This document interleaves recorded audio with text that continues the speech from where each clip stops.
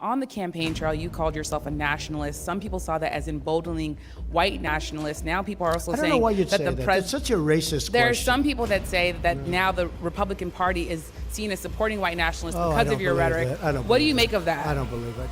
Let's talk about George Floyd. You said George Floyd's death was a terrible thing. Terrible. Why are African Americans still dying at the hands of law enforcement in this country? And so are white people.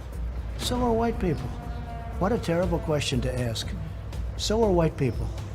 When Congressman Elijah Cummings calls you a racist, your reaction is what? Well, I think the word has really gone down a long way because everybody's called a racist now. Her own party called Nancy Pelosi a racist 2 weeks ago. The word is so overused, it's such a disgrace. And I can tell you, I'm the least racist person there is in the world, as far as I'm concerned. And you've described the Black Lives Matter movement as a symbol of hate. You've shared a video of a man chanting white power to millions of your supporters. You've said that black professional athletes exercising their First Amendment rights should be fired. What do you say to Americans who say that kind of language from a president is contributing to a climate of hate and racial strife? I am the least racist person in this room. But what do you say to Americans who are concerned by that rhetoric? I don't know. by I mean, I the don't know video? what to say. Question for you. Abraham Lincoln here is one of the most racist presidents we've had in modern history. He pours fuel on every single racist fire. This is not about a debate on trickle-down economic theory. It's literally about, do we support a democracy and the Constitution of the United States? Or are we going to go on the path of somebody who is a sore loser and lost the election in 2020 and tried to have a violent mob undo it? A violent mob that attacked the United States Capitol, that injured 140 uniformed law enforcement officers. Some died. To undo the will of the American people in a free and fair election.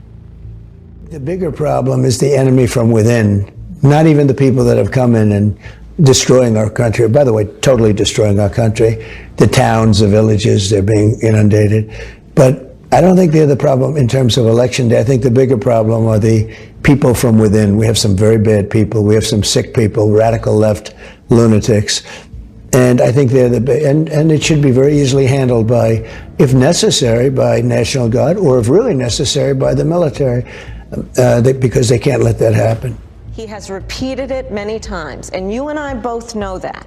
And you and I both know that he has talked about turning the American military on the American people. He has talked about going after people who are engaged in peaceful protest. He has talked about locking people up because they disagree with him. This is a democracy. So I understand why people are looking to shake things up. I get why sometimes folks are frustrated with politics. I'm sometimes frustrated with politics. So I get it. What I cannot understand is why anyone would think that Donald Trump will shake things up in a way that is good for you. That I don't understand. You should be afraid of the other side, not my side. I want to get our hands around a very difficult situation. All right, Donald. Hey, Joe, one other thing. Don. You got to let us ask questions. You can't just talk. No, you got to let us actually ask questions. You're just talking. All Muslims. Donald. You're not going to keep talking. We will go to break if you keep talking. We're going to ask you questions. All right, go to break. Go to break, everybody. Go to break. Go to break right now. We'll be right back with more Morning Joe.